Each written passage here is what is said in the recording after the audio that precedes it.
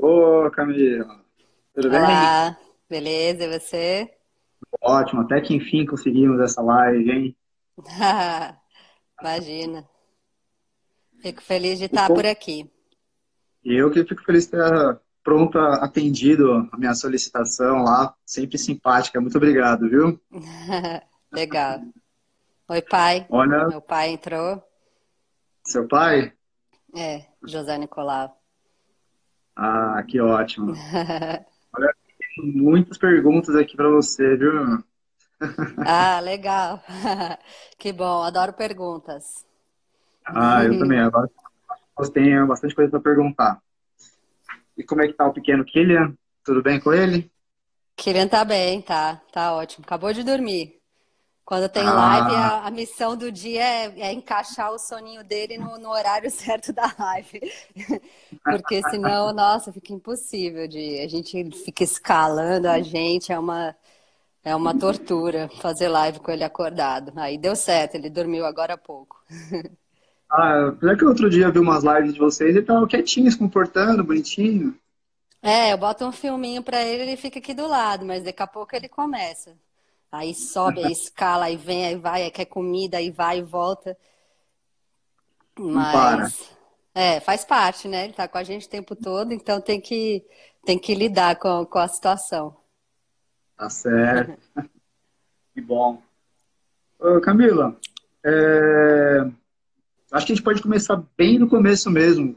Onde foi aquele primeiro bichinho que te picou, te trouxe para o esporte? Onde você começou? Quantos anos você tinha na época? Eu comecei bem cedo nos esportes outdoor, assim, antes mesmo eu sempre tive um espírito bem competitivo na escola. Eu queria fazer todos os esportes, joguei handball muito tempo, fazia um pouco de atletismo também na escola. E eu já levava muito a sério, eu curtia a parte competitiva, sabe, do esporte. E aí, aos poucos, eu fui fazendo outros esportes. Eu esquiei na água muito cedo, com 5 anos. Eu comecei a esquiar na água com meu pai até. Meus pais sempre foram muito incentivadores, assim, de eu fazer esporte. Foram eles que me levaram e me apresentaram todos os esportes que eu fiz, né, na vida, assim. Então, putz, passei pelo tênis, pelo hipismo, mas assim, nenhum eu curtia estar ao ar livre fazendo o esporte, mas nenhum era apaixonante, assim, né? Quando eu tinha 8 anos, eu fui fazer um rafting com a minha mãe, lá na Canoar, não sei se você conhece essa empresa, super Ah, pioneira famosa, de rafting. com certeza. E, pô, nossa, foi muito legal, né, ter feito o rafting. Fui lá no Rio Juquiá, em Juquitiba. E aquela foi a primeira vez que eu fiz rafting. E eu acho que eu desci de carranca, eu nem remei naquela ocasião, não me lembro muito bem. Mas assim, me apaixonei pelo esporte. Comecei a ir, todo final de semana eu queria ir para Juquitiba, queria ir para Juquitiba. Aí, quando eu tinha 11 anos, eu quis fazer o curso de instrutora e vivia lá no meio dos instrutores da Canoar. Minha mãe me deixava lá todo final de semana. Eu, com 11, 12, 13 anos, era a minha programação de final de semana. Eu ia de carona com a galera mais velha, com os instrutores mais velhos, né, da Canoar. E ficava lá, curtia. E aí comecei a descer rio de duck, descer rio de caiaque. Comecei a competir dentro do rafting também. E daí tinha uma galera do rafting que fazia um outro esporte que chama caiaque polo. Não sei se você já ouviu falar. É uma espécie de polo aquático, mas é com caiaque na piscina, né? E são cinco para Aham. cada lado. O gol é tipo uma tabela de basquete, né? O tamanho de uma tabela de basquete elevada, e você defende com a pá do remo, assim. E é Ah, uma porradaria, você tem que usar o capacete com grade aqui, ó, para não tomar remada na cara. O imagina, colete deve também tem que ser. Era bem divertido, assim. E isso me deu muita habilidade com o caiaque. É um caiaque pequeno, né?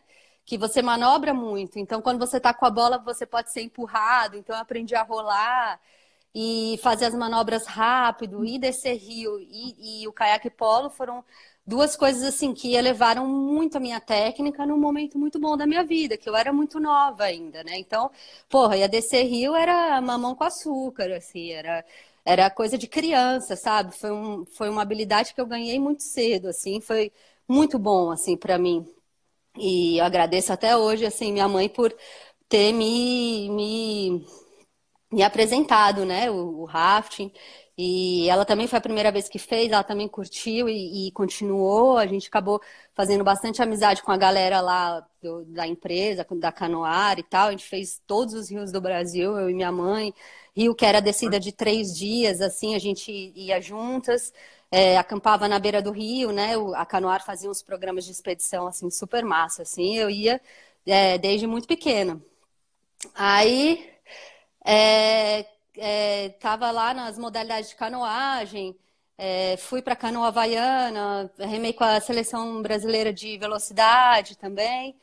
E aí minha mãe fez uma corrida de aventura com o marido dela e falou: corrida de aventura é o máximo, você tem que fazer, Camila, você tem que fazer, ô mãe. Eu não sei pedalar, odeio correr, não é não é meu esporte. Tipo, eu era um gorila, assim, um tronco super gigante e a perna fininha, sabe? Eu era A sua totalmente mãe então era bem canoísta. do esporte, então. A sua Oi? mãe era bem do esporte, então, a sua mãe. Minha mãe, ela fazia junto comigo, assim, não é que ela era super ativa, ela fazia ginástica, até hoje ela pedala, ela faz ciclismo e tal, mas assim, sempre fez bastante esporte. Meu pai também, meu pai corria, pedalava, esquiava na água e sempre vivia assim, fazendo muita atividade. E aí ela falou: vamos de apoio numa prova comigo, que o marido dela vai fazer, o ex-marido dela ia fazer. Você vai de apoio comigo, vê se você curte, aí você, né, vê se você curte para fazer. Aí beleza. Aí fui de apoio, curti pra caramba, assim, falei: caramba, é isso que eu quero fazer da vida, né? Isso é muito massa, corrida de aventura e tal. Você passa o dia inteiro fazendo esporte, né? Isso é muito bom. Olha os lugares que a gente vai, né? Eu não queria num lugar desse se eu não tivesse no meio de uma corrida de aventura, né? Aí treinei 2 meses e fui fazer minha primeira prova. Foi Ultimate Direction, que era da Veva e do Zeco, em 2003. Foi minha primeira prova de corrida de aventura. Era uns 50 quilômetros, mais ou menos. Aí eu me formei em arquitetura, né? Então eu estava na faculdade e fui com 2 amigos da faculdade, uma amiga e um amigo. Era equipe de 3 pessoas. E nós três, assim, a gente sabia ler planta. Então, quem sabe ler planta, sabe ler mapa. Vamos nessa. Ótimo, E, ótimo. e, assim, nossa, se perdemos muito, assim, foi catastrófico. E foi muito marcante para mim uma passagem nessa prova, porque meu pai era amigo da Renata Falzoni. A Renata Falzoni cobria muito essas provas no começo, né? Quando eu comecei. E eu conhecia ela por outras ocasiões, não pela corrida de aventura, mas ela estava na prova, ela estava cobrindo a prova. E a gente fez um rasgamato assim, totalmente perdido, nós três, e começou a chover, assim, foi o perrengue, o clímax da prova. E quando finalmente a gente chegou numa estrada e começou a seguir, não deu 5 minutos, a gente encontrou com a Renata na trilha. Gente, a gente está no caminho certo, que bom, foi a felicidade, assim, foi muito legal. E depois disso eu comecei a fazer outras provas, fiz dupla há muito tempo com uma amiga também, que chama Camila também. A gente fez bastante prova junto. E, e a partir daí quis evoluir, quis melhorar dentro do esporte, fui realmente picada pelo bichinho, né? E no primeiro momento eu continuava sendo muito competitiva, assim, por muitos anos. Isso era que E só ano, que não era? Que ah, ano do, que era? em 2003 foi minha primeira prova. Aí, 2004, 2005, eu fiz minha primeira prova de expedição, que foi o EcoMotion lá das Serras Gaúchas. Tinha acho que 19 anos, 20 anos, assim, nessa prova.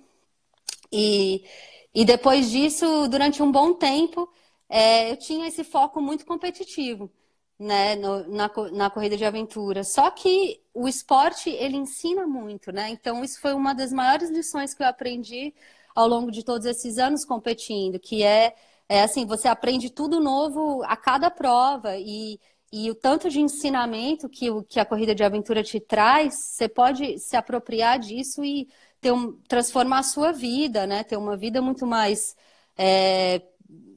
poxa, simples, né? Pensando na real necessidade e ter um contato intenso com a natureza, trabalhar em equipe, então suas relações no dia a dia com as pessoas, né? Você aprende tanta coisa assim. Então, hoje em dia, a minha busca é muito por isso, assim, é por esse aprendizado, ver maneiras de trabalhar bem sob estresse, trabalhar bem em equipe, né, sob estresse, com privação de sono, ter as habilidades refinadas, por mais cansada que eu esteja. Então, assim, é um desafio constante e que ganhando ou perdendo a gente tem grandes lições, né?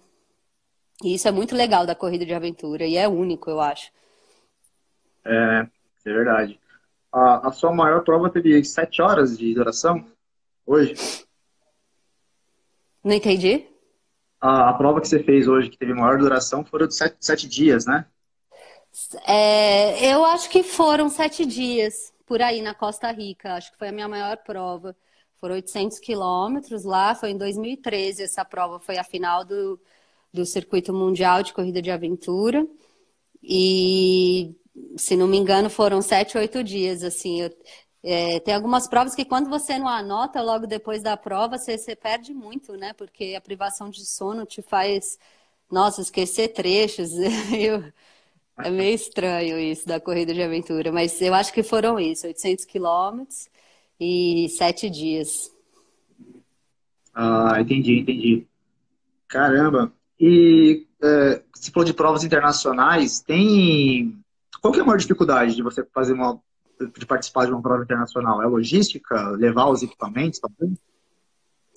A logística é sempre muito complicada, né? Porque você não quer estar na largada com menos equipamento do que o outro, ou com menos estrutura, menos recurso do que o outro. Então, a gente sempre acaba levando coisas extras que talvez possa ser que use por causa do clima, do terreno, do tipo da prova. Enfim, então sempre acaba levando muita coisa. Isso tem que estar computado na hora de comprar passagem, né? Não tomar aquele susto de pagar extra pela bike, pagar extra pela mala, já tem que ir com tudo super planejado e quanto mais cedo comprar passagem, melhor. Mas eu acho que a maior dificuldade é você ter 4 atletas dispostos a estar prontos na linha de chegada de uma prova que é cara, que a logística é complicada, que, né, exige muito treinamento, então um comprometimento desde muito cedo, no ano, no calendário, né, abrir mão de muita coisa. E aí as pessoas vão. A corrida de aventura não é um esporte que tem patrocínio, que as pessoas vivem do esporte, né? Então todo mundo vai se virando nos 30 para mudar, enfia o treino onde dá, né? Treina de madrugada, treina à noite para poder conseguir cumprir a planilha. E muita gente acaba não conseguindo por causa do ritmo da rotina, e depois tem família, então.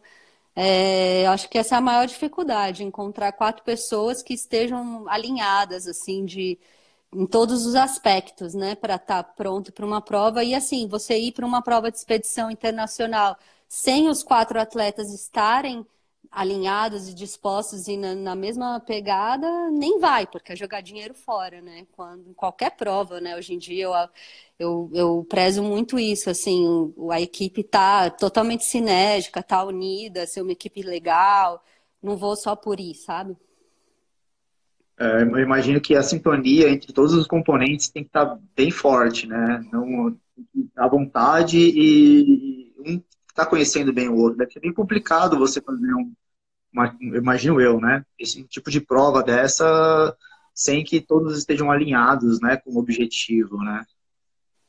Sim, porque acaba acontecendo muito imprevisto, né? E assim, mesmo não só situações imprevistas, mas situações que, que eram ameaças, né? Que antes da prova a gente preveu de alguma forma, pô, fulano não tá aceitando as opiniões da equipe, ou ciclano não tá levando os equipamentos certos. Então, coisas que você vai vendo antes da prova que estão acontecendo e que lá na hora da prova vão estourar, sabe? Então, quanto antes resolver, quanto antes tentar que todos estejam com a cabeça tranquila com relação, né, a qualquer coisa, melhor, porque se deixar para não resolver ou tapar com a peneira, na hora da prova vai estourar, porque a gente fica muito muito abalado, muito sensível, né? As reações que a gente pode ter são as mais diversas possíveis, assim, quando sai muito da zona de conforto, né? Imagina. Aproveitar que tem muita gente entrando ainda na live, Estamos conversando aqui com a Camila, que é uma grande campeã que nós temos aqui do Brasil e é campeã em vários países, né? Já ganhou algumas etapas do Campeonato Mundial, né? Isso. No final da live vai rolar um sorteio de um uniforme da ADV Esportes lá no perfil da ADV, tá? Isso para quem estiver acompanhando ao vivo aqui. O que eu ia te perguntar? E Camila, me fala uma coisa sobre lesões. Você já teve algum caso ruim de lesões aqui no Brasil ou fora? Você já teve alguma coisa que possa ter comprometido? Na época que eu jogava caiaque polo, eu era adolescente, eu tinha muita lesão, assim, no cotovelo, no ombro, principalmente. E durante a minha adolescência inteira eu frequentei fisioterapias e fazendo fortalecimento e tudo. Então, depois que eu comecei a corrida de aventura, eu acho que eu encontrei um equilíbrio legal dos esportes e eu acho que um complementa o outro, sabe? O impacto da corrida melhora com a bike, fortalece o membro superior com a canoagem. Então, assim, o corpo fica bem equilibrado e eu acho que isso foi uma coisa muito boa para eu não ter mais lesões. Assim, é muito raro eu ter alguma lesão. Hoje em dia é muito raro mesmo. Que bom. E eu acho que a gente vai buscando um equilíbrio corporal e se conhecendo também, sabe? Porque de nada adianta você ficar continuando tendo lesão e responsabilizando a desculpa de alguma coisa, né? A culpa é tua, a responsabilidade da lesão é sua, você que não está fazendo alguma coisa certo, então vamos achar a causa disso, né? E isso traz muito autoconhecimento. Então, assim, quando eu sei que começou uma dorzinha assim que pode piorar, eu já busco prevenir, né? Melhor do que depois ter que tratar como lesão, assim. Então, eu me curei, assim, do fato de ter uma lesão crônica, de ter uma coisa crônica, assim, depois que eu comecei a fazer corrida de aventura. Claro, passei por algumas crises de lesão, assim, mas nada que me impedisse de continuar treinando, eu reduzisse um pouco ou alternasse, fizesse os outros esportes. Eu procuro me manter sempre ativa, porque eu acho que circular o sangue, a atividade é muito melhor do que você ficar parado tomando anti-inflamatório, sabe? Eu acho que a gente sempre tem que procurar outras atividades para poder manter o corpo ativo e fazer o sangue circular, que isso vai ajudar a melhorar qualquer dor que a gente possa ter. Entendi, mas nenhuma lesão acabou te tirando de alguma prova. Você nunca precisou de desistir ou alguém da sua equipe por conta disso. É, Deixa eu pensar. Não. Eu acho que em 2005, quando foi minha primeira expedição, eu tive fratura por estresse na tíbia, depois da prova, né? Então, ao longo da prova, eu desenvolvi isso. E no final, eu mancava demais, assim, foi muita dor. E eu realmente estava lesionada, assim. Foi a prova que me lesionou. Mas depois disso, e foi minha primeira prova de expedição, né? Assim, então, nossa, depois disso, não, eu só aprendi, assim, porque a primeira prova de expedição que você faz é um choque no sistema, assim, violento, né? Que você nunca mais faz ou você se apaixona. Ah, imagina, nunca cheguei nem perto dessa categoria ainda. Agora, É muito legal. aproveitando esse gancho, a Adriana perguntou o que que você faz para se recuperar após uma prova, fisicamente? É, Bom, eu procuro me manter ativa com outras atividades que não sejam a canoagem, a corrida e a bike, sabe? Eu uso muito a escalada, é, brincadeiras com meu filho, assim, de atividades, e slackline, ou sup, ou outras atividades que me mantenham em movimento, né? Mas que não façam os esportes que eu fiquei por tantos dias fazendo e pode, né, eu tô de saco cheio, tô desgastada daqueles esportes, assim. Entendi. Eu acho que também ao longo dos anos eu fui melhorando, sabe? Eu lembro depois da minha primeira, ou segunda ou terceira prova de expedição, assim, logo no começo, eu demorava 15 dias para conseguir começar a retomar alguma atividade física, assim. Antes eu estava tão inchada, tão cansada, tão estafada que eu não conseguia nem pensar em movimentar o corpo, não me dava nem vontade, sabe? Mas ao longo dos anos, você vai acostumando com toda aquela carga e hoje em dia eu consigo já treinar no dia seguinte ou 2 dias depois que a prova acaba, eu já retomo o treino, assim, com uma coisa muito leve, uma natação, até mesmo a bike que não tem impacto, mas assim, nada de subida, passeio, para poder retomar. E aí já vou voltando aos poucos. Aquele descanso ativo, né? Algo tem muito Exatamente. fazendo, igual você mesmo falou, né? Fazendo o sangue se movimentar sem o mesmo impacto de uma prova, no caso, né? Isso. É o melhor remédio, assim, para tudo. Até quando eu tô me sentindo um pouco gripada, me sentindo, né, um pouco, assim, é, baixa, eu saio e treino, assim, em muita baixa intensidade, né, sem me desgastar. E isso ajuda bastante. Entendi. O Emerson, ele pediu para você falar sobre um problema de hidratação que você teve no pós-prova. Ele falou que não se lembra exatamente qual que era. Você lembra de algum caso? Sim, eu tive um caso de desidratação severo depois de uma prova no competindo e aprendendo, né, na vida. É, depois do Rockman, que foi uma prova, não sei se você sabe como era, o Rockman era organizado lá no Rio de Janeiro, aí eram 5 atletas, sendo que cada um fazia uma modalidade diferente, e depois no final todos remavam juntos na canoa havaiana e corriam 10 quilômetros. E aí o feminino ia fazer corrida, era uma corrida em trilha, ia subir no Cristo, etc e tal. Aí quando chegou na noite anterior do briefing, o percurso tinha mudado, era só no asfalto a prova, 35 quilômetros, 30 quilômetros, 35 quilômetros. E aí um sol, assim, o sol e a umidade para mim é o pior cenário para desidratar, né? E eu acabei não pegando água em todos os pontos. Eu acho que um ponto de água não tava lá. E a prova foi mais longa. Teve várias pequenas coisas que foram acontecendo que eu fui desidratando ao longo do percurso.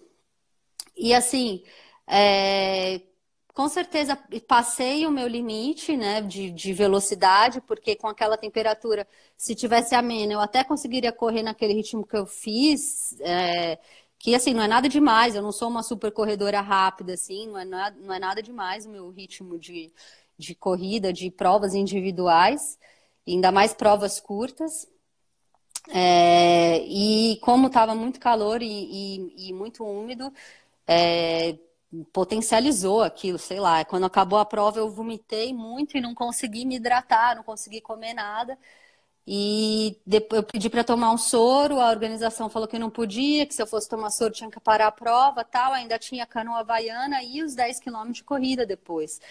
E aí bom, tomei um remédio que foi um remédio muito bom, até que eu até levo hoje em dia para a prova, que chama Vonal Flash, que é sublingual, que o Dr. Clemar me passou, o famoso Dr. Clemar que acompanhou as provas de aventura por muitos anos, assim, ele estava nessa prova. E o Vonal é até um remédio que eu uso no kit de primeiros socorros para náusea e vômito. É sempre ele que eu levo, que foi salvador, assim. Me deixou remar, me deixou correr. Só que, assim, eu acabei os 30 quilômetros de corrida, não comi absolutamente nada, estava estafada. Ainda remei 10 quilômetros, ainda corri 10 quilômetros. Quando eu cheguei, eu era, assim, uma uva passa, sabe? Eu era um nada. Aí eu fui para a ambulância tomar o soro, eles falaram que iam me levar para o hospital porque não podiam dar o soro dentro da ambulância. Quando eu cheguei no hospital, eles tiraram meu sangue para fazer teste, sei lá que teste eles queriam fazer, e me internaram na UTI. Eu fiquei 3 dias na UTI do Putz, hospital. E aí eu tive um negócio que chama rabdomiólise, que é quando a gente tem uma desidratação muito severa.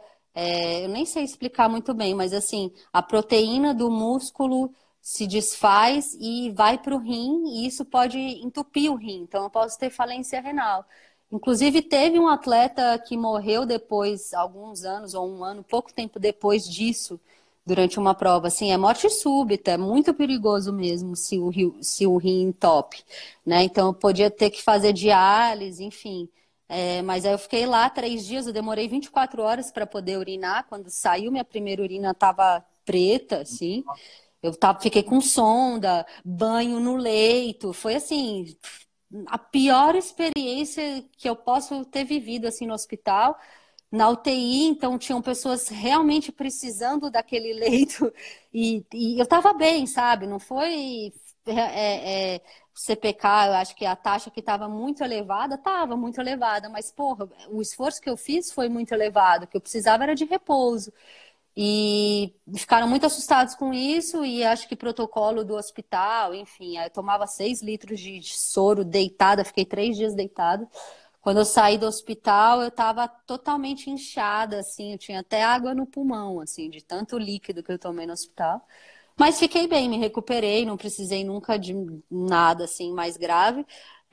Foi uma puta lição, né? Foi um puta aprendizado, assim. Hoje em dia, quando a gente está numa corrida de expedição longa e alguém vomita na equipe, a gente para na hora, assim, até essa pessoa se recuperar 100%, conseguir ingerir alimento e água de novo, conseguir beber uma boa quantidade de água, sabe, para se recuperar, porque esse negócio da falência renal é muito perigoso. E é ainda mais acentuado quando você toma alguns remédios, tipo ibuprofeno, que muita gente toma sem precisar, sabe? Uhum. Então, isso é sério, assim. Então, me alertou, ainda bem que foi numa situação controlada, né? Que tinha recurso, que tinha ambulância, que tinha hospital. Enfim, foi uma prova curta de um dia, né? Eu podia estar num lugar muito pior do que foi, né? Então, eu agradeço por ter passado essa experiência e saber como é, né? E saber reconhecer alguma coisa nesse sentido, né? Quando acontece hoje em dia. Que acho que em corrida de aventura tem muito disso, né? Não é nem tanto pela questão de competição, né? Se algum atleta está passando mal, você tem que focar no seu atleta, na verdade, né? Assim, nem é tanto na competição em si.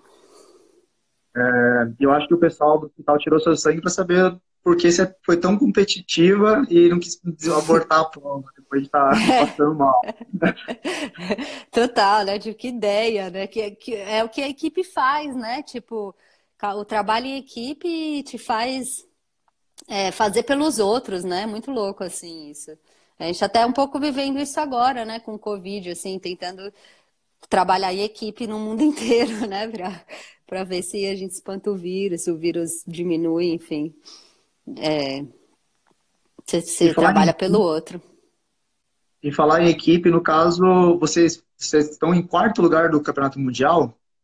Você me Isso, falou aqui. quarto do ranking mundial, né? Então, o circuito mundial engloba, se não me engano, 10, um pouco mais de provas, 12 provas. Nem todas ocorrem todos os anos, né? Porque é muita estrutura você organizar uma prova dessa por ano, né? Algumas ocorrem a cada 2 anos e o ranking ele conta os 2 últimos anos da equipe. Então, os 4 melhores resultados dos 2 últimos anos. E tem um número certo de atletas que tem que correr e tal, né? Então a nossa equipe atualmente está em quarto lugar no ranking mundial.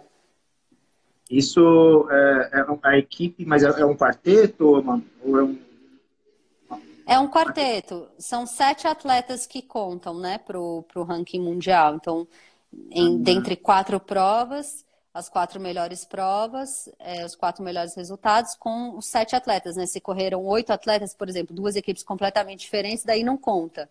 São os 7 atletas que contaram. Então, pelo menos um tem que estar na outra prova, e na outra prova, e na outra prova, enfim. Algum mix aí desses 7 atletas, né? Mas a gente focou bastante nas provas da América do Sul, então o nosso resultado são 2 resultados, 2 vitórias do Paraguai, uma vitória do Equador e uma vitória da Patagônia. Então são todas provas que rolaram aqui na América. E, poxa, é muito bom poder ter provas de nível mundial perto, né, da gente e acessíveis, assim. Então, é muito bom poder competir nesses eventos. parabéns, parabéns mesmo. E todos esses 7 integrantes são brasileiros, não? Não, sou eu e meu marido, então eu e o Gui somos brasileiros. A equipe originalmente é espanhola e os outros atletas tem mais um brasileiro, que é o Marco, que mora em San Diego, tem muitos anos já, nós três. E aí são dois espanhóis, o Nick dois espanhóis que é o John Under e o Urtzi, e o Nick que é inglês. E Ah, então, esses são os 7 integrantes. Eu falei 7? 4, 5, 7. 6. Eu falei 6. São 6. Com esses 6 integrantes, a gente tem os resultados do ranking, então. Mas são E já 7 que emendando, contam para o ranking. mas são 7. Vocês poderiam ter Isso, mais uma pessoa, no caso, então. isso. É. Já emendando na pergunta do Beto, na sua opinião, quais são os principais fatores para o sucesso de uma equipe, no caso? O que vocês acham que levou vocês à posição que vocês estão hoje? Muitas coisas, assim, são muitos anos, né? A gente está no esporte há 17 anos, o Gui está até mais tempo que eu, né? Ele está desde o começo mesmo da corrida de aventura, assim. Então, a gente, ao longo desses anos, procurou sistematizar, criar um método, né? Sistematizar tudo que a gente fazia. A gente começou, não ia de doidão lá e completar é ganhar, sabe? É claro que é maravilhoso completar uma prova de expedição, mas a gente procurou se preparar para elas, tentando englobar o máximo de fatores possíveis. E a partir disso a gente começou a fazer listas e tabelas, desenvolver um método mesmo para tentar fazer com que a equipe chegasse na linha de chegada o mais preparada possível.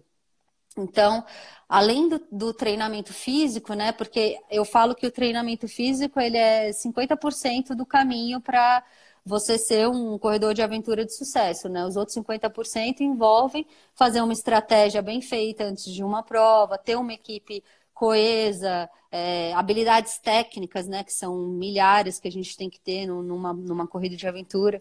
Então, a gente desenvolveu um método e esse método ele pode ser aplicado para qualquer equipe nova, para qualquer integrante novo que a gente vai competir com, né? Então, que é esse método? Começa desde a busca de informações sobre o local que vai ser a prova. Então, eu não fico na mão do organizador me passar as informações. Eu vou atrás do tipo de percurso, do tipo do clima, se tem a maré, qual a influência da maré. Eu entro no Google Maps, eu vou pesquisar sobre o organizador, sobre os atletas que já fizeram, qual que é o perfil de cada um. Por que aquela equipe ganhou? Eu vou a fundo na pesquisa, né? Faço um brainstorming gigante, assim, com os outros integrantes da equipe. Então, a gente faz um documento do Google compartilhado, que tudo que eu penso, eu escrevo lá para o cara ver também, porque às vezes eu penso uma coisa e durante o treino e não volto e não escrevo, aquela coisa passa, né? Não vira uma ideia, não vira um gatilho para alguma coisa, não é uma oportunidade, né? Então, a gente passou a compartilhar essas informações e aí, depois disso, a gente fez uma lista de funções. Então, quais são todas as funções que um atleta tem que se prontificar a fazer ao longo de uma prova? Ah, tem que ter a função do navegador, tem que ter a função do cara que carrega mais peso, tem que ter a função do cara que cuida da nutrição e da hidratação, tem que ter a função do cara que cuida do racebook, do que vai gerenciar o sono. Enfim, são 17 itens que a gente chegou à conclusão. Dentro desses itens, se tem mais itens, a pessoa pode acrescentar, não é uma lista fechada, assim, para essa prova específica, precisa de um guia de rafting, sei lá. Então, a gente sistematizou essas funções e se voluntaria para fazer. E aí, o que a gente acha? Toda prova, todo mundo tem que estar fazendo alguma dessas funções a todo momento. Não necessariamente eu vou cuidar da hidratação e da nutrição durante a prova inteira. Eu me voluntariei, eu tenho mais facilidade com isso, eu gosto e tal. Ok, mas durante a prova eu estou muito cansada e outra pessoa está percebendo que eu posso estar precisando que alguém fale comigo sobre hidratação e nutrição. Então, essa pessoa vai assumir o papel. Então, ter essa proatividade e você conhecer quais são as funções que têm que ser feitas ajuda muito, porque você está lá. poxa, tem que ler o racebook sobre o próximo ponto. Ah, o racebook está com fulano, fulano não leu. Ah, vou pedir para ele ou vou deixar quieto? Não, vou pedir para ele. Alguém tem que fazer a função, proatividade, né? Então, isso você fazendo, preenchendo essa tabela, você já vai vendo quem são os atletas da equipe, né? O quão proativos eles são, quais as funções que eles querem fazer, que eles gostam de fazer. Enfim, depois disso a gente vai para uma avaliação pessoal, a gente vai falar de forças e fraquezas pessoais, vai apontar oportunidades e ameaças daquela prova específica, daquela equipe específica. Depois disso, a gente vai desenvolver a logística da nutrição, com tabelas, com quantas calorias a gente vai consumir em cada um dos estágios, qual a velocidade que a gente vai estipular para cada um dos estágios. Enfim, depois disso a gente vai fazer a logística das caixas de transição, então vai escrever o que vai em cada caixa de transição, para ter isso impresso, para na hora da prova conseguir usar. São várias coisas, sabe? E depois da prova fazer uma avaliação, porque não é só porque ganhamos a prova ou porque a prova deu certo, que a prova foi maravilhosa, né? Na corrida de aventura não existe uma prova perfeita, né? É muito difícil você fazer uma prova redonda. Todo mundo erra, todo mundo comete, né? Tem imprevistos. Então, assim, você escrever sobre isso, uma coisa que era imprevista, sei lá, um problema mecânico que nunca aconteceu com você antes. Aquilo, a partir do momento que acontece, não é mais um imprevisto, é uma ameaça agora. Você vai aprender a se proteger daquilo, né? Eu vou fazer um cursinho agora de mecânica para saber como é que eu tiro um câmbio, como é que eu boto uma corrente sem o câmbio, sei lá, qualquer coisa. Então, se preparar, né? Quando, a gente tem 17 anos de experiência, quantos imprevistos já não aconteceram? Né? A primeira vez que acontece um imprevisto, beleza. A segunda, a terceira, pelo amor de Deus, você não vai tomar providência, né? Tipo, então, muitas coisas aconteceram. E a gente começou a ficar muito prevenido, sabe? E aí a gente já consegue antecipar muitas coisas. E a equipe inteira sabendo disso, estando coesa e treinando o suficiente, né? É o que precisa para ter uma equipe perfeita, né? Eu nem lembro exatamente qual que era a pergunta, mas acho que é isso, que se resumindo, é a resposta. Não, a pergunta era mais ou menos as estratégias para ter uma equipe de sucesso, né? E você acha que essa organização é fenomenal. Inclusive, pessoal, vocês que vocês não sabem, a Camila tem a parte da oficina Multisport, que é a empresa dela, e ela também faz umas lives muito legais. No final de semana vocês falaram sobre isso também, né? Sobre esse tipo de estratégia. Isso, nas lives, todo domingo a gente tem feito live para passar esse conteúdo. Isso, na verdade, era um serviço da nossa assessoria que a gente chamou de AREX, que é o Adventure Racing Experience. E aí seria presencial em um dia, onde a gente iria... Ainda vai acontecer isso. Com várias dinâmicas, a gente vai passar para os atletas esse conhecimento, esse método, vai fazer junto com a pessoa, para a pessoa entender a importância disso, né? Porque quando a pessoa vê a importância disso, tanto que isso influencia na coesão de uma equipe, né? Na formação de uma equipe, no trabalho de uma equipe, é tão maravilhoso que a pessoa vai querer fazer isso toda a prova, essa é a ideia, né? Então, como ficou adormecido e a gente estava com o conteúdo todo pronto, a gente resolveu disponibilizar gratuitamente para a galera. E porque a corrida de aventura é um esporte que você não bota no Google, escreve lá corrida de aventura, sai 400 estudos, não sei o que, não tem, né? Então, eu acho que a gente... Né? Quando você vai falar que você vai fazer corrida de aventura, todo mundo fala, mas é um triatlon? Não, calma, deixa eu explicar. As mais diversas coisas, né? Corrida de obstáculo, corrida de montanha, tudo é confundido, né? Com corrida de aventura, assim. Então a gente começou a criar esse conteúdo e divulgar esse conteúdo. Todo domingo, 5 da tarde, a gente, cada domingo, fala sobre diversos conteúdos, né? Já teve nutrição, equipamentos, privação de sono, logística em geral. Esse domingo agora, esqueci do que foi. Falamos sobre a canoagem. E agora, o próximo domingo, a gente vai fazer uma live... junto com a página do Adventure Racing World Series da South America, que esse ano eles tinham lançado, né, o circuito sul-americano O circuito mundial, a marca do circuito mundial lançou circuitos regionais. Então, lançou o circuito sul-americano, um circuito europeu, um circuito Oceania. E a gente vai entrar na página, vai ser o mesmo horário que essa é a nossa live, então a gente resolveu fazer uma live só, vai ser 5 da tarde, domingo, no perfil do Circuito Mundial de Corrida de Aventura. Ah, recomendo todos lá. E essa estratégia vocês criaram, vocês adotaram, quando vocês vão treinar em outras equipes, treinar ou participar de provas da equipe, ou na China, você falou que participou de algumas etapas, ela funciona ou vocês precisam, porque vocês vão usar com pessoas diferentes, com ideias diferentes, com a língua diferente, costuma bater certo ou precisa fazer muitas modificações, ou vocês acabam abrindo mão e adaptando para o que eles fazem? Não, a gente meio que impõe esse documento para os atletas novos que vão correr com a gente preencherem. E assim, na Colômbia era uma equipe já formada que a gente entrou, né, depois e aos poucos implementou também esse documento. Então, para nós é fundamental que todos preencham esse documento, porque além de ser uma forma da pessoa, de eu saber da pessoa, é uma forma da pessoa saber de mim também, sabe? Como eu preencho ele muitas vezes, eu já sei descrever muito bem quais são minhas fraquezas, quais são os pontos que eu vou precisar de ajuda, sabe? Então, para mim, isso é muito importante. Se o cara não quer escrever, pelo menos ele vai ler a minha parte. E aí, quem sabe, ele vai se sensibilizar e vai fazer a parte dele também. É assim que eu vejo, sabe? Então, esse documento ele é um documento universal. A gente tem ele em português e inglês. Em português é meio adaptado para as provas do circuito nacional que a gente faz. E aí, de fato, para as provas do circuito nacional, a gente precisou trocar alguns atletas meio que de última hora.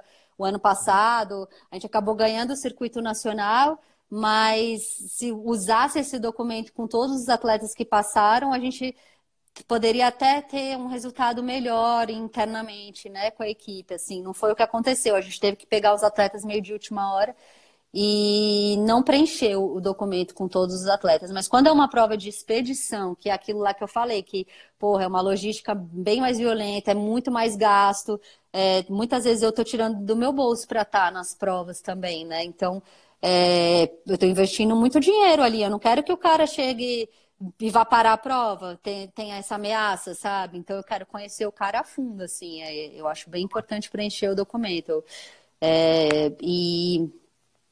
Não todas as partes, às vezes o cara, né, sei lá, a nutrição ele faz de uma forma diferente, não quer usar a tabela de nutrição que eu faço, tudo bem. Mas a parte das funções e do SWOT, né, que é o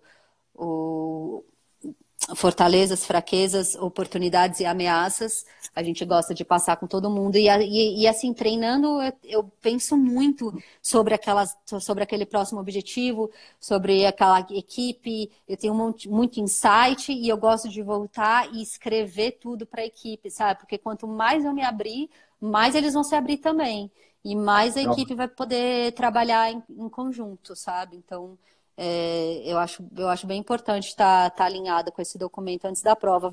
Algumas vezes no passado tivemos pessoas que não quiseram preencher o documento, que não preencheram, e na prova só se mostrou aquilo que o cara não fez antes, sabe? Tipo, ele realmente não sabe trabalhar em equipe, ele realmente tem problemas sociais, tivemos dificuldade com a pessoa, enfim, muitas coisas aconteceram e no documento eu já tinha falado que ia acontecer, já tinha alertado, sabe?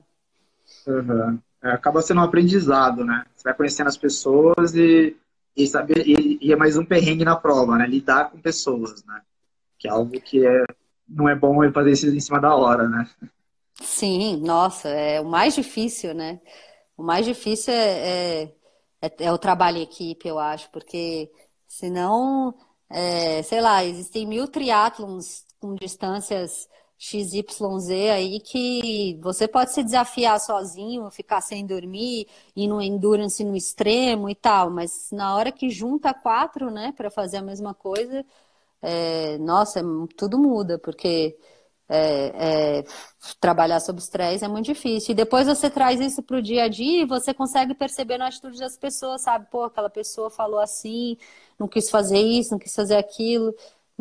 Tô sacando essa pessoa, sabe? Você fica meio, você conhece, né? Você consegue conhecer as pessoas. Quando você tira elas um pouco da zona de conforto, você já vê coisas, né? Porque a Corrida de Aventura te trouxe tanta vivência nesse sentido, sabe?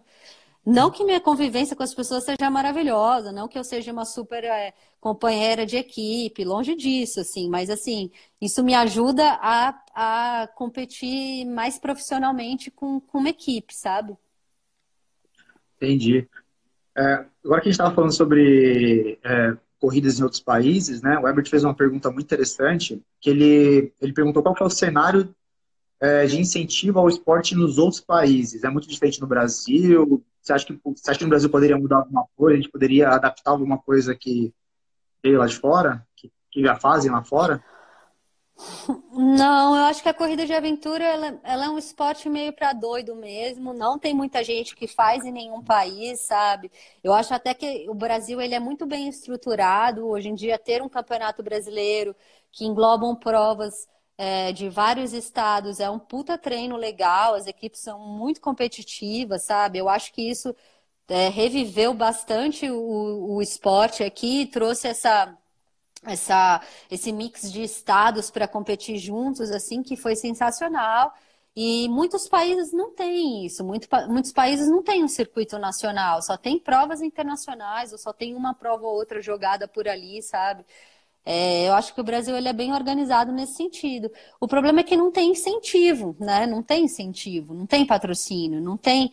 E assim, é, é, em Lá outros fora costuma países ter tem. patrocínio? Lá fora tem um pouco mais. Lá fora tem um pouco mais, sim, do que aqui. Mas aqui eu acho que tem muito atleta, o esporte é organizado, é, e eu acho que é um cenário bem legal que a gente tem no Brasil. Seria maravilhoso ter mais incentivos, mas não tem, mas os atletas continuam competindo, então isso é bom. Vai virar das Olimpíadas em breve. Não vejo muito como. Mas nem A, precisa. é, a Damiana, ela perguntou se vocês treinam transição entre das modalidades. Vocês costumam fazer esse tipo de treino? Eu já fiz muito, hoje em dia não. Hoje em dia minha rotina de treino não é uma rotina que pessoas têm que se espelhar, porque com filho, depois que eu tive filho, mudou muito assim minha rotina, porque eu tenho que treinar muito, o Gui tem que treinar muito também, e o filho tem que cuidar e tudo mais que tem que fazer, as coisas da empresa que tem que cuidar. Então, assim, é bem complicada a minha rotina de treino. Eu gostaria de treinar um pouco mais, um pouco melhor, mas eu já fiz no passado. No passado eu treinei muito transição. Teve uma vez muito legal que a gente fez um treino de 12 horas, foi uma coisa meio de doido, num parque que tem aqui em Brasília, que tem 1 quilômetro de diâmetro, uma volta, né, de 1 quilômetro. E aí tem um morrinho no meio, o morrinho tem 15 metros de desnível.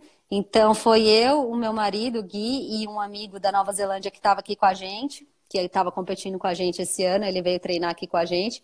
A gente ficou 12 horas nesse parque, e aí montou 2 tendas com as áreas de transição e ficava 2 horas fazendo uma modalidade, e aí entrava na área de transição, fazia a transição e trocava para outra modalidade. Então cada hora era um em uma modalidade, um remando, um correndo e um pedalando lá no circuitinho. A corrida era só subir e descer o morrote, e a gente queria fazer, somando nós três, a 8 mil e não sei quanto lá do Everest. O pedal, a gente queria fazer 180 quilômetros, e a canoagem, sei lá mais quanto, não lembro direito quanto era a canoagem, assim, e a cada 2 horas fazia a transição, né, para cada uma das modalidades, assim. Eu lembro bem desse treino, foi bem bacana esse treino. E fazia direto treino de transição. Transição mesmo da corrida de aventura, botando a bike em caixa e tudo, e transição só para trocar a modalidade para fisicamente acostumar, né? Esses dois tipos de transição, assim. Mas hoje em dia não, hoje em dia eu não consigo mais fazer treino de transição. Não.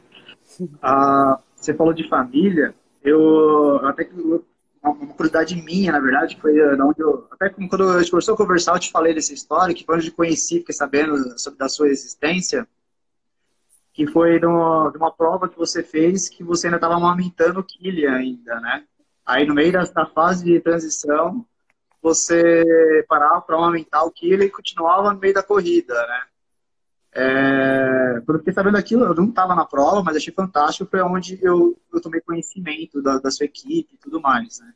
Eu queria que você me falasse um pouco como é que foi isso, porque imagino que você deve ter tido uma preparação enquanto estava grávida e tudo mais. Como é que foi isso? Como é que, se puder, o que você achou? Como é que você achou que deu certo? Você sentiu algum problema durante a prova por conta disso? Então, foi assim. A prova ia acontecer quando o Kylian tinha 8 meses, né? E quando ele tinha mais ou menos 3 para 4 meses, eu acho, a equipe me convidou para correr, eu e meu marido. Ia ser a prova do Paraguai e vinha o John, que é espanhol, e o Nick, que é inglês. E essa seria até a primeira vez que a gente ia correr com a Colômbia, que é essa equipe espanhola que a gente integra hoje, né? E aí não, vamos correr, vamos correr. Gente, não estou preparada, não estou preparada, não vou dar conta, não vou dar conta, não estou preparada. Não, você vai, você vai, você vai. E aí me motivaram e foi assim, muito bom para eu voltar a treinar cedo também. Logo que o Kylian nasceu, eu já voltei a treinar, com 15 dias eu já voltei a treinar, assim. E com 2 meses eu já fiz minha primeira competição, que foi um pouco cedo, mas era uma prova de um amigo que eu queria muito fazer, prestigiar o evento dele, e era aqui em Brasília mesmo, então fiz. E isso já me ajudou a voltar a treinar, mas assim, assim, nunca achei que eu estaria preparada para encarar a prova, assim. Teve um fator que mudou muito, porque teve dois fatores na minha vida que mudaram muito a minha forma de ver muita coisa, assim, que foi em 2010, mais ou menos, quando eu conheci a medicina Ayurveda, me transformou, assim, mudei, virei outra pessoa. E quando eu tive filho, então também minha cabeça mudou muito, assim. Então eu não sabia nem se eu queria mais competir, sabe? Eu ainda estava muito confusa, assim, depois de ter filho. Era uma coisa muito surreal pensar em fazer uma prova de expedição, tá doido, né? Mas assim, eu estava com a privação de sono em dia, eu estava treinando algumas coisas, né? E aí é, tinha uma equipe bem forte na prova, a equipe francesa, a Naturex, e, já me dei por vencida dessa equipe, assim, não estava nem pensando em competir, assim, e os meninos da equipe também foram muito, como é que eu falo?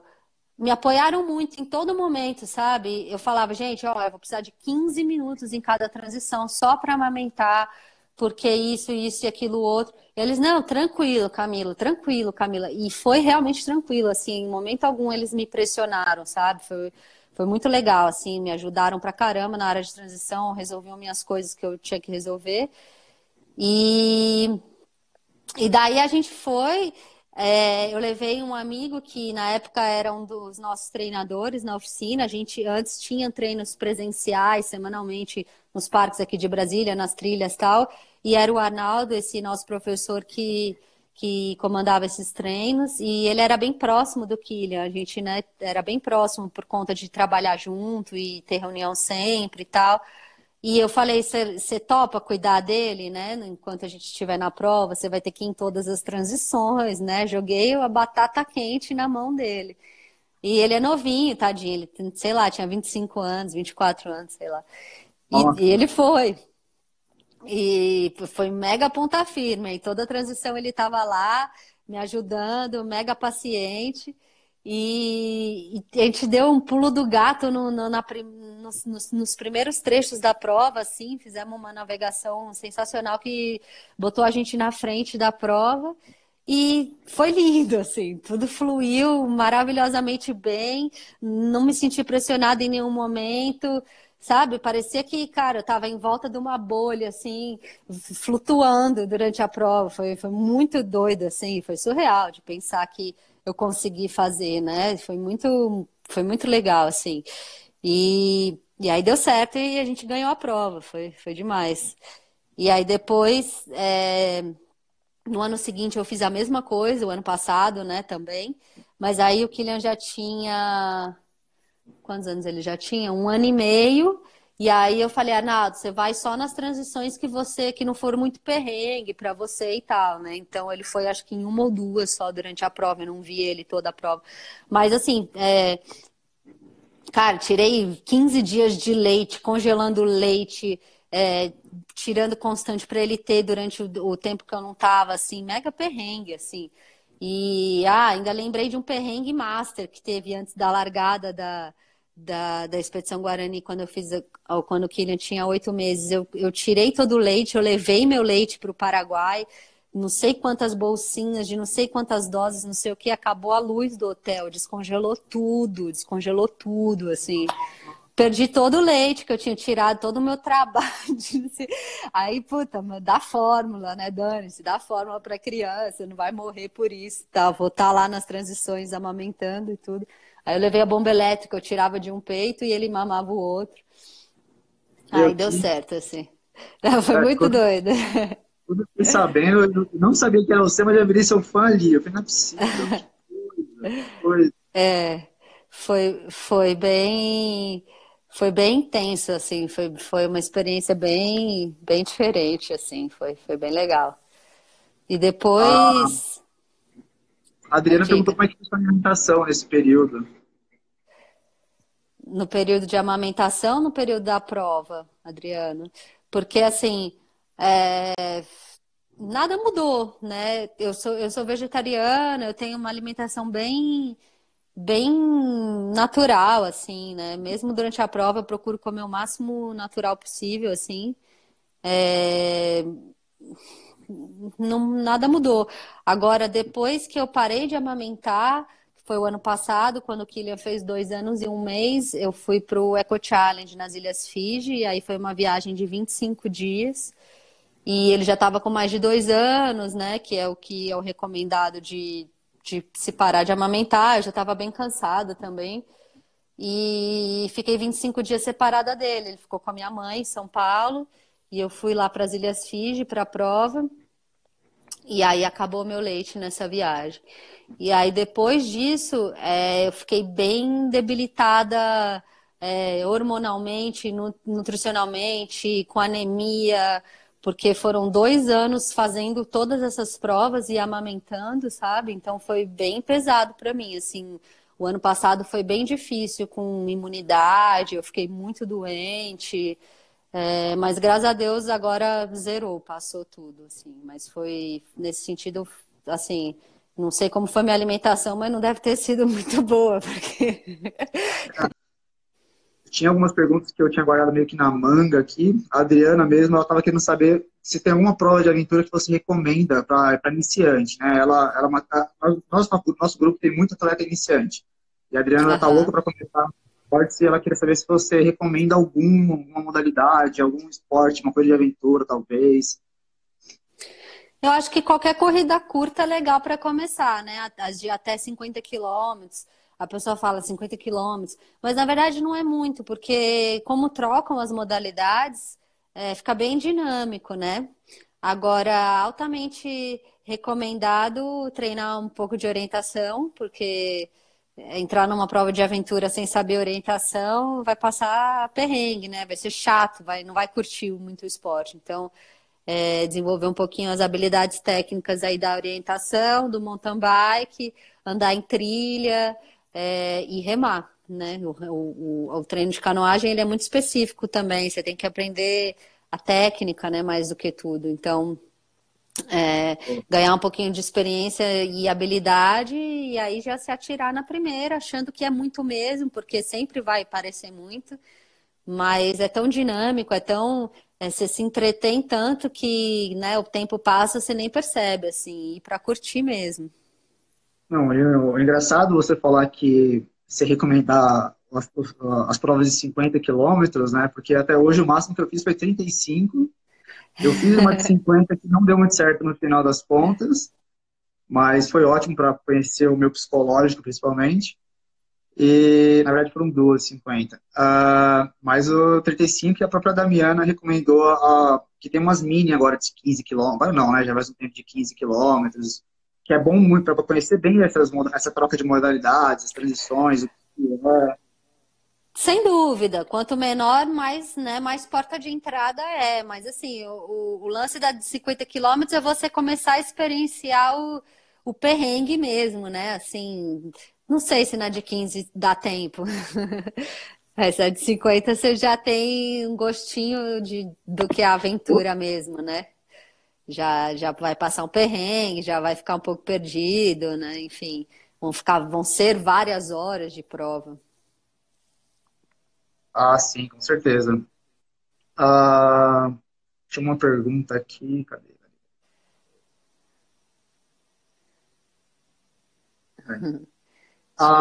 Qual foi a corrida que mais te marcou? Ah, ah, tiveram muitas que me marcaram, assim. Já me fizeram essa pergunta há pouco tempo e eu acho que foi o Mundial, a final do Campeonato Mundial em 2008, quando a gente competiu com duas mulheres e conseguimos o quarto lugar. Esse foi até hoje o melhor resultado de uma equipe brasileira em campeonatos mundiais.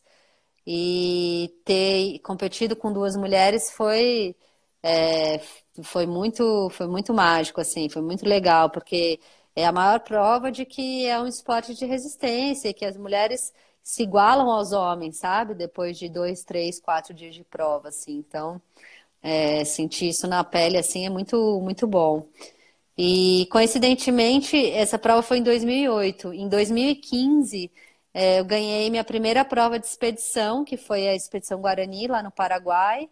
Ainda não era a prova do circuito mundial, foi a primeira vez que teve o evento.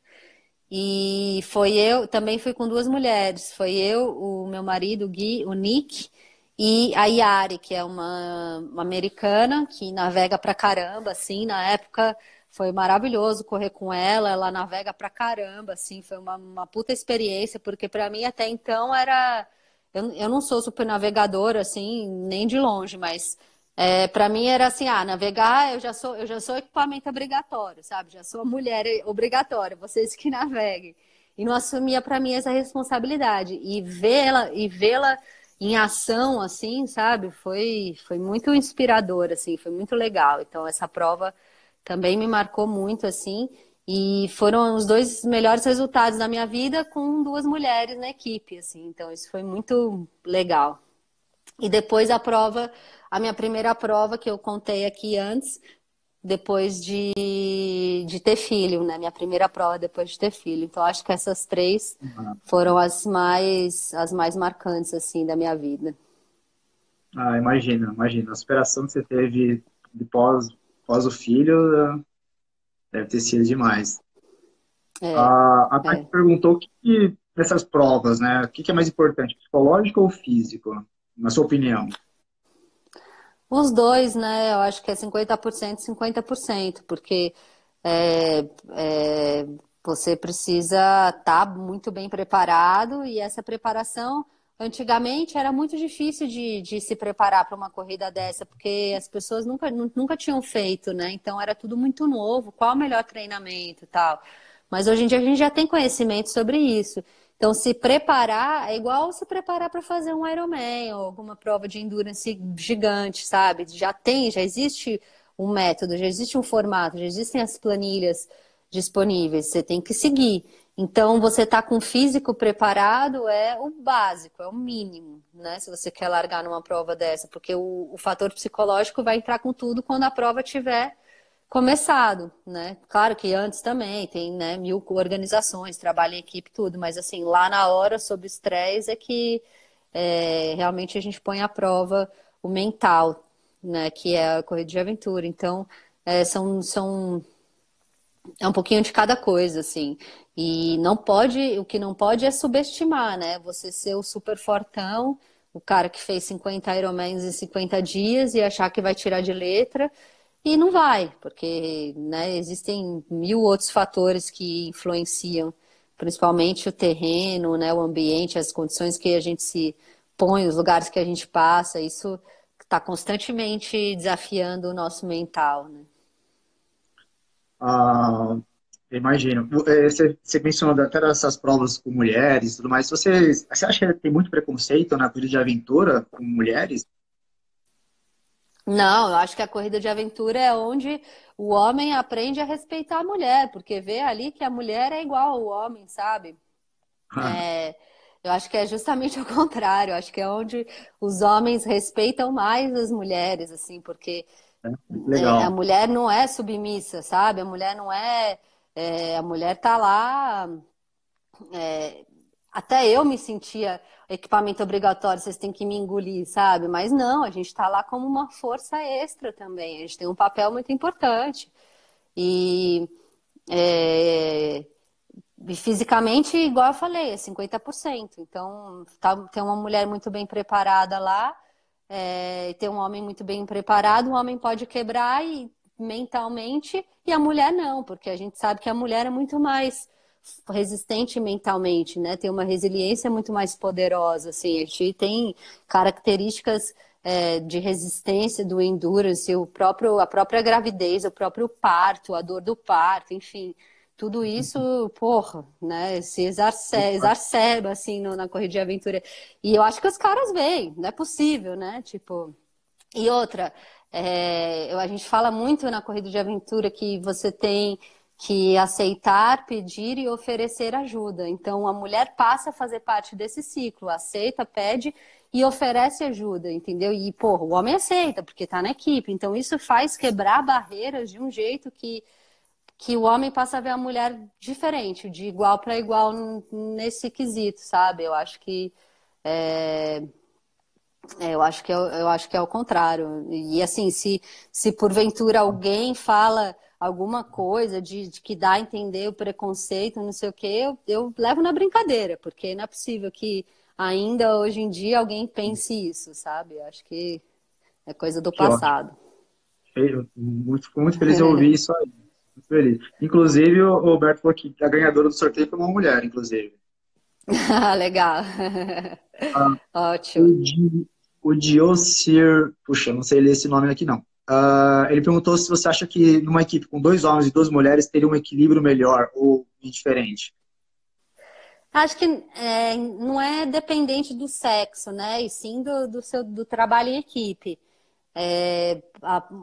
Podem ter equipes com três mulheres e um homem que vai ganhar a prova também. Então, acho que sempre tem que ter uma pessoa do sexo oposto, né? Senão poderia até ser quatro mulheres, não sei.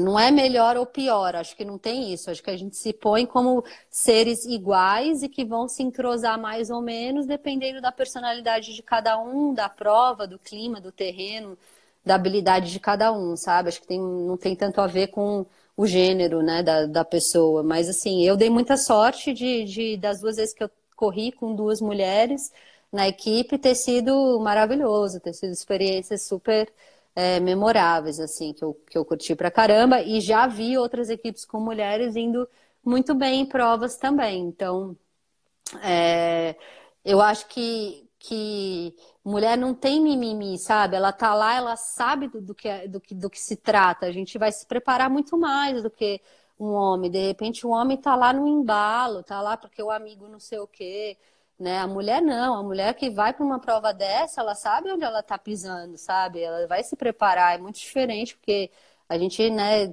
por ser fisicamente mais fraca, tem que tentar correr atrás do físico, né? Então, a preparação pré-prova da mulher, eu acho que deve ser muito mais completa. Talvez por isso mais focado, mais disciplinado. Talvez por isso ter duas mulheres seja vantagem. Mas acho que não diria que é ou não é, não. Acho que depende mais de cada um e da equipe como um todo. Não faz todo sentido, realmente, o que você está falando. Que bom, que bom. Fico feliz que tem essa parte do preconceito seja pequeno nessa modalidade, né? Ou quase zero pelo que você está falando, né? O Góis perguntou qual modalidade da prefeitura você se sobressai. Você corre mais, pedala mais, rema mais, já que você começou no remo? Sim, a canoagem é onde eu tenho mais facilidade, disparado, assim. Quanto pior a canoagem da prova, melhor para mim. Quanto mais técnico, mais com corredeira, mais com qualquer outra modalidade que não seja o caiaque, eu vou me dar bem, assim. Eu gosto muito. E é difícil, né? Porque a maioria das provas tem pouca canoagem e é mais onde pega, é mais na bike e no trekking, né? E mais onde pega é no trekking, em todas essas provas, principalmente as longas, né? O maior tempo que você passa, talvez não a maior distância, mas o maior tempo que você passa durante a prova é correndo, é no trekking, caminhando, enfim. Então, é a modalidade que eu dedico mais tempo dos meus treinos. Então, a canoagem é a que eu menos treino e a do trekking e a corrida é o que eu mais treino, assim. Eu treino 60% do meu treino é de corrida, de trekking, de corridão, e o resto, os outros 40% eu divido entre bike e canoagem, sim. Mas eu adoro provas que tem muita canoagem. É aquilo que você falou, né? Que a pessoa tem que pegar o ponto mais fraco dela e trabalhar aquilo, né? Tentar, às vezes é igual você falou, às vezes você precisa de um curso de manutenção de bicicleta para tentar para melhorar, né? Sem dúvida, é. E você poder identificar e poder trabalhar o que você é ruim, né? Pô, maravilhoso. E assim, uma coisa que muita gente se confunde também é pensar que ser bom no trekking da corrida de aventura é correr 10 quilômetros para baixo de 40 minutos, né? Ou coisa desse tipo, vou treinar para ser o mais rápido. Não, você não vai ser bom, porque você só vai andar rasgando mato, você só vai andar com a mochila pesada, você só vai andar subindo e descendo morro. Então esquece correr 10 quilômetros. Eu mesmo não corro 10 quilômetros para 40 minutos e nunca corri, provavelmente não vou correr. Não sou uma atleta rápida, sou longe de ser uma atleta rápida. Mas o que eu curto muito é a resistência. E meus treinos são assim, muito longos, ou, sabe, com baixa intensidade, ou com uma intensidade moderada. Não treino muito tiro, não treino muito para ser a mais rápida. Eu quero ser a mais resistente. Eu quero ser a que vai passar 5 dias dando risada, sabe? E muita gente se confunde aí com treino, com isso, assim, com a preparação. Então, acho que está fazendo uma preparação muito boa, tentando ser o mais rápido, mas só corre no asfalto. Enfim, isso também influencia muito, né? Na segunda-feira tivemos uma live com um integrante nosso que ele corre muito trail run, né? O Douglas, ele estava online, não sei se ele está ainda, e ele falou bastante como ele faz coisas de montanha, que muitas vezes você não vai correr, você só vai marchar. Então, o treino de marcha, de caminhada também é essencial, né? Não só a corrida em si, né?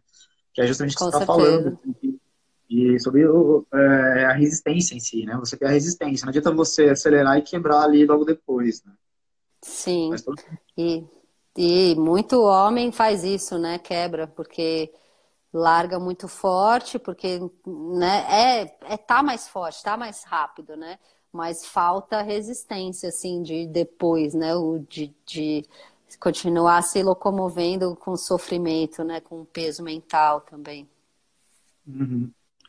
O Emerson, ele pediu para você falar como é que foi você remar lá na Expedition Guarani, remando, levando a bike na canoa.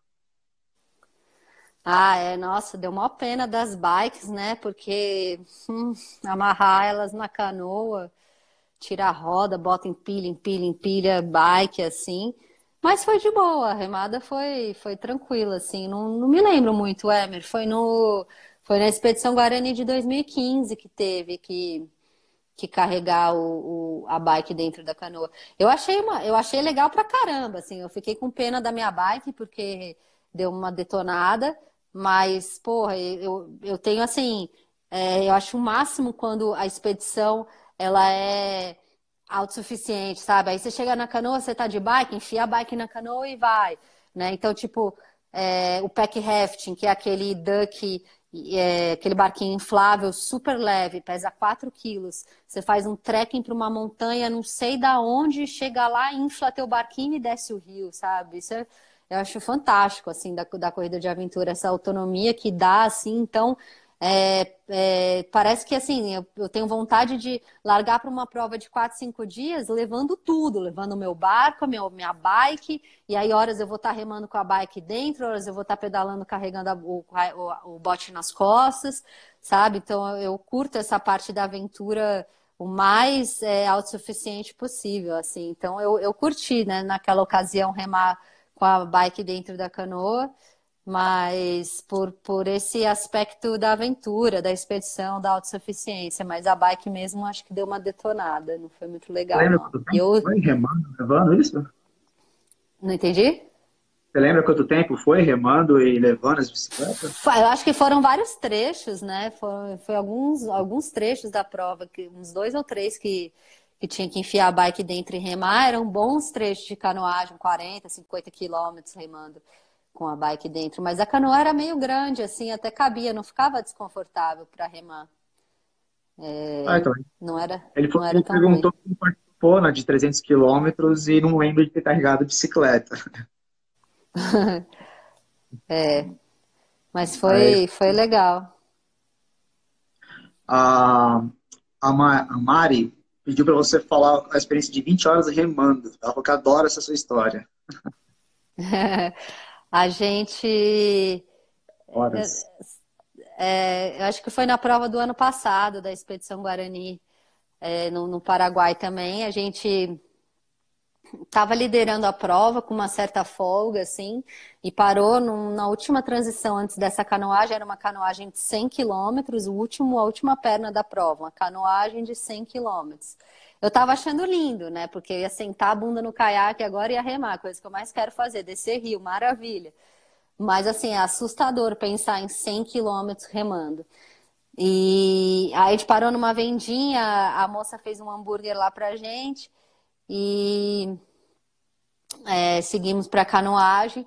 Aí a gente, era um rio, descia um rio, metade, um terço mais ou menos, ou metade dos 50 quilômetros por aí, e depois acessava um outro rio. O outro rio era bem maior, então quando a gente começou a descer o primeiro rio, já tinha uma corrente decente, assim, descendo o rio de caramba. Quando chegar no Rio Grande, então a gente vai voar, né? Estamos indo super bem, mas não, vamos parar a cada 2, 3 horas para dar uma esticada nas pernas, já que a gente está liderando, para a gente não ficar muito quadrado e tal. Então tá, e parava, descia, parecia alter do chão, assim, o lugar que a gente estava remando, era lindo. Umas praias Legal. de areia, assim, super cristalina, a água, assim, limpa, super, muito lindo lá. Aí parava, dava aquela esticada, voltava, parava, aí foi escurecendo, a gente entrou na água, era 9h10 da manhã, por aí. Aí foi escurecendo, e aí no exato momento que escureceu, foi o momento que a gente estava chegando no outro rio. E aí estava estranho, a gente percebia que não era um rio que chegava em outro rio, era um rio que chegava num lago, sei lá, era um negócio meio estranho o lugar que chegava.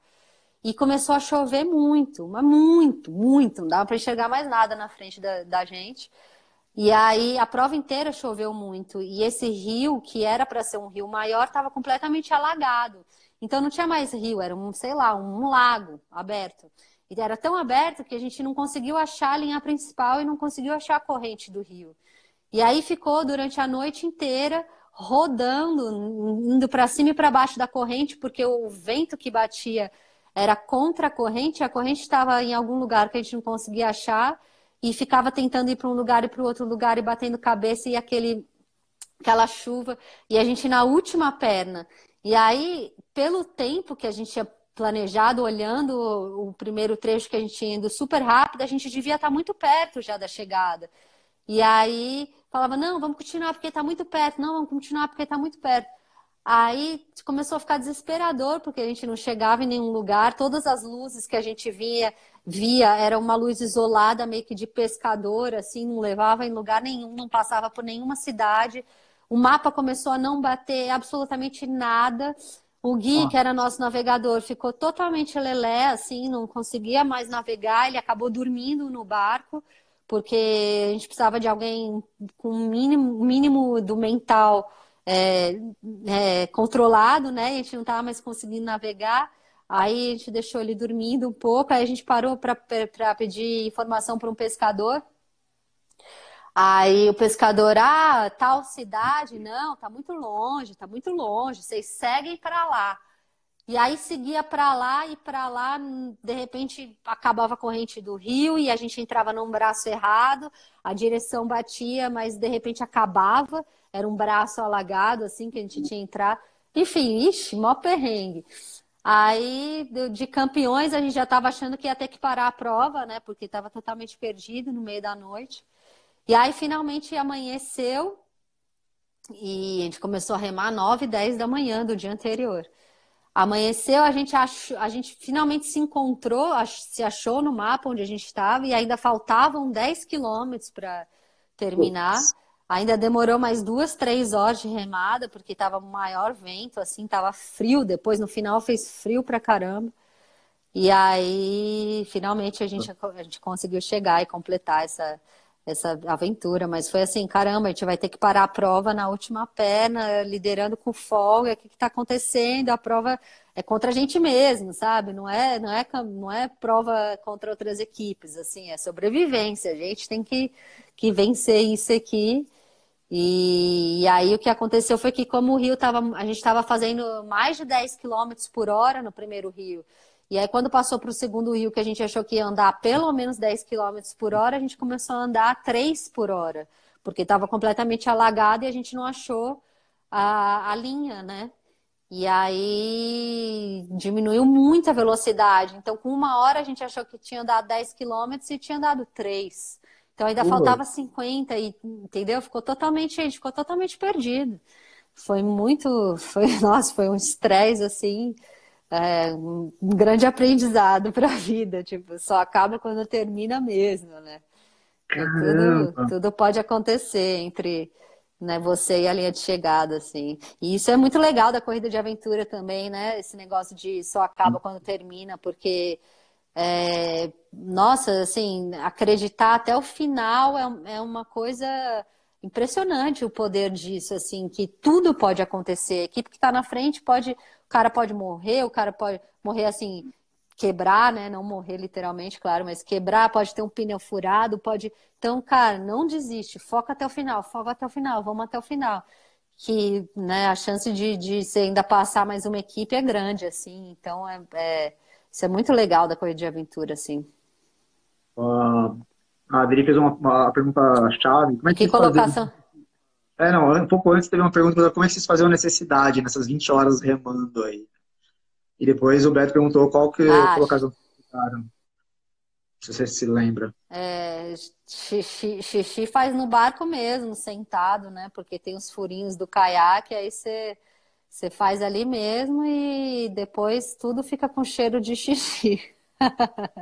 Essa, É uma desgraça. Minha canoagem é foda. É, Se não dá uma paradinha, pula na água e faz. Mas cocô acho que eu nem fiz nessa parte. Não me lembro. mas Mas xixi chega é no caiaque mesmo. chega um certo momento da prova que não tem mais isso, né? Essa sua história já deixou a gente ouvindo aqui, a gente já tá com o braço doendo aqui, só de ouvir. E a bolha no dedo, né, também. É, Foi. só tiverem perguntas, estamos chegando no final, né? Na verdade, já passamos do final da live. Agora me fala uma coisa. Quais são os próximos objetivos? Que vocês têm umas metas? Vocês trabalham, vocês fazem os esportes, né, como freelance também, né? O marido, né? E vocês estão com algum Isso. objetivo para o futuro? De repente, ficar em primeiro no ranking? Bom, se não for rolar o Mundial desse ano, que até agora é uma incógnita, a gente vai liderar o ranking. Assim, eu tô quase é, uma faca de dois gumes, porque eu quero muito competir no Mundial, que vai ser no Paraguai, que é a nossa segunda casa praticamente, né, na corrida de aventura. Além da Expedição É Guarani, a duas gente vezes lá, tem, né? a gente ganhou 3 vezes lá, em 2015, depois 18 e 19. Então, porra, é uma prova que eu curto muito correr, é muito organizada, assim, a organização é impecável. Depois da prova tem mecânico de bike que pega a tua bike da linha de chegada e te entrega nova para você competir de novo, sabe? É muito bom isso, maravilhoso. E o hotel é massa, muito bom, a estrutura é muito boa que a gente fica. Só elogios à prova, assim, a prova é muito bem organizada. Então eu quero muito que aconteça. Finalmente ia ser o Mundial, né, nessa prova, que apesar da gente não poder correr com a equipe que a gente sempre correu, porque no circuito mundial, para a final do circuito mundial, para a última prova, você tem que ter 3 atletas da mesma nacionalidade, né? Então a gente corre com 2 brasileiros, um espanhol e um inglês. Então a gente não pode competir com essa equipe. Então não é essa equipe que vai para o Mundial do Paraguai se ele acontecer. Então, por causa disso, a gente colocou um amigo brasileiro, o Pedro, que eu acho que ele está até aqui ouvindo a live. O Pedro, ele organiza aquela corrida Brasília Outdoor Adventure, ele é nosso aluno desde 2014, se não me engano, e começou, ele já fazia algumas provinhas de aventura, mas começou a evoluir, pegou para Cristo o documento, quis preencher, quis melhorar o nosso documento, e a gente falou, esse cara tem futuro. E aí ele começou a integrar a equipe, ele na verdade chamou a gente para integrar a equipe brasileira dele, né? Então a Boa, que é a equipe que a gente corre as provas do circuito nacional, e agora a gente convidou ele para integrar a nossa equipe internacional quando a regra de nacionalidade tem que valer, né? Então vai ser eu, o Gui, o Pedro e o Nick, o inglês, que corre com a gente. Então provavelmente, se o Mundial acontecer, a gente vai com essa equipe. E aí essa equipe também faz abrir portas para o nosso sonho, que é ter uma equipe 100% brasileira, ou uma equipe brasileira campeã. Primeiro, uma equipe brasileira campeã mundial de corrida de aventura, para no futuro, quem sabe, uma equipe 100% brasileira campeã mundial de corrida de aventura, sabe? A gente trabalha há muitos anos para evoluir no esporte e, porra, tem equipes de altíssimo nível no mundo inteiro. A melhor equipe do mundo, que é a Seagate, uma equipe neozelandesa, né, que atualmente chama Avaia. Eles são maravilhosos, eu me espelho muito assim no estilo de prova e de vida deles. E eles são até hoje imbatíveis, mas eu sempre bato na tecla de que corrida de aventura tudo pode acontecer, sabe? Tudo pode acontecer. Eles já pararam prova, eles já perderam prova, então é, a gente quer se preparar para estar pronto para quando esse dia chegar, a gente poder abraçar essa oportunidade, sabe? Não deixar passar. Então, eu tenho sempre essa motivação de construir esse time, de um dia fazer parte desse time. Enquanto esse dia não chega, eu vou correndo com amigos. O Nick é um grande amigo que corre com a gente desde 2013, então já tem bastante tempo, a gente já tem bastante entrosamento. Ele ensinou muito a gente e hoje em dia a gente é muito entrosado, é muito bom correr com ele. E ele fica super feliz de correr como equipe brasileira também, não tem problema algum com relação a isso. Então, a gente está bem confiante nessa equipe. Então, quem sabe após essa estreia do Pedro, porque o Pedro também nunca fez prova de expedição, né? Então, também tem isso, a privação do sono e tudo mais. Pode ser bem pesado para ele nesse começo, mas a gente está confiando nele Então, o Mundial a gente já não vai fazer com a Colômbia, né? De Colômbia, vai chamar a Brasília Outdoor Adventure, boa, a equipe. E com essa equipe a gente também quer correr outras provas que a gente, na verdade, ia fazer a Colômbia agora, que ia ser final de abril, começo de maio, ia ser a primeira prova de expedição do Pedro com essa equipe, mas a prova foi adiada, então agora talvez o Mundial. E marcaram uma prova no Equador, que é da etapa do Circuito Mundial também, que para dezembro. Então pode ser que a gente também queira fazer essa. Então tem essas duas provas, o Mundial e a Área Cinch, que é a prova do Equador em dezembro. Pode ser que a gente ainda faça essas duas provas até o final do ano. E fora essas, tem as provas do Circuito Nacional, que a gente corre com a equipe boa, que são muito boas as provas, a gente curte pra caramba o formato do circuito brasileiro e acha que é um excelente treino para estar bem afiado aí para as provas do circuito mundial. E aí pro ano que vem, sabe lá Deus. Tenho planos, mas O não Mundial está entendi. previsto para quando? Mundial. O mundial é de 10 a 20 de setembro, mas Ainda pode ainda ser está que confirmado ainda. Pois é, aí talvez pode ser que adiem para novembro, ainda há uma possibilidade, mas recentemente eu ouvi uma live do organizador e ele falou que o evento vai acontecer de qualquer jeito, mesmo que não seja a chancela do Campeonato Mundial. Então eu não sei se vai acontecer de qualquer jeito em setembro, se vai acontecer de qualquer jeito esse ano, tá tudo muito incerto. Mas assim, o Paraguai é aqui do lado, a gente vai de carro para o Paraguai, sabe, para a prova. Então se acontecer ou se não acontecer, tanto faz. Se acontecer, a gente está dentro. E está conseguindo fazer os treinos para o Mundial? Como é que tá essa... Pô, terreno tá meio difícil, Ah, né? não estou me preocupando muito com. Não estou me preocupando muito com treinar focado no momento. Na verdade, eu estou aproveitando mais para escalar bastante, porque esse é um segundo esporte que a gente pratica bastante, eu e meu marido. E é muito difícil conciliar a escalada com os treinos de corrida de aventura. Então, a gente está aproveitando agora que não está tendo que treinar freneticamente para focar na escalada. E a gente tem um muro gigante de escalada em casa, é por isso também. Então, como a gente está bastante em casa, a gente tem focado bastante nos treinos de escalada. Estamos dando algumas corridinhas, uma, duas vezes na semana na rua para dar uma arejada na cabeça, assim, mais do que fazer um treino específico para qualquer coisa. E pedal no rolo dentro de casa e canoagem na piscina dentro de casa. E, O que e é dá, isso, né? assim, um pouquinho todo dia. Eu quero me manter ativo, o que eu não quero puta, agora eu tenho que voltar à forma para poder treinar focado. Não, eu quero fazer um pouquinho todo dia, 1 hora, 2 horas por dia, todos os dias já vai me fazer estar pronta para quando eu precisar entrar numa periodização mais focada, eu conseguir, né? Não ficar tão para trás aí no treino.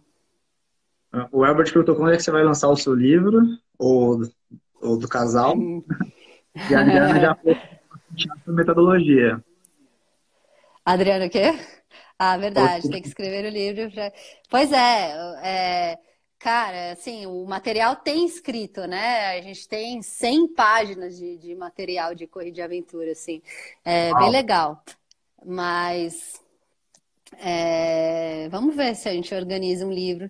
Agora, na quarentena, eu dei um mega upgrade nas edições dos vídeos, que eu sempre quis editar os vídeos das nossas aventuras. Eu comecei a editar, também estou fazendo uns vídeos de treino. Então, isso já foi assim um upgrade bem legal na nossa empresa e na ocupação do meu tempo agora na quarentena. Mas eu quero organizar, quem sabe, um livro no futuro. o que ele está seguindo na parede, né? Ele é bem ativo, ele não tem escolha não também. Ele é ou esportista ou é esportista.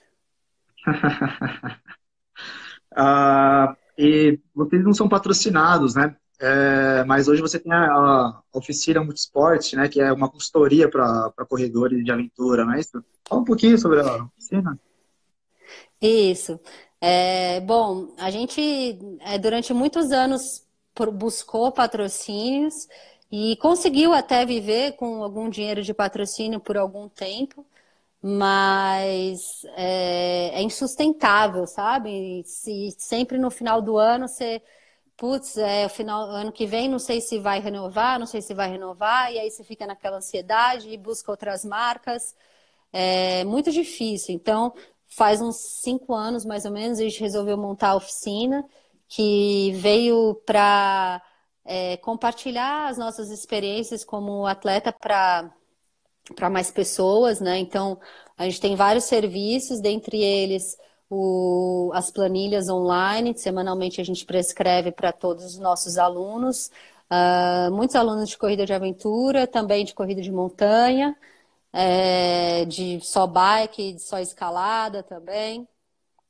Semanalmente a gente prescreve os treinos via um aplicativo que a gente tem. Fora isso, a gente promove vários cursos que são oficinas de habilidades técnicas, então de escalada.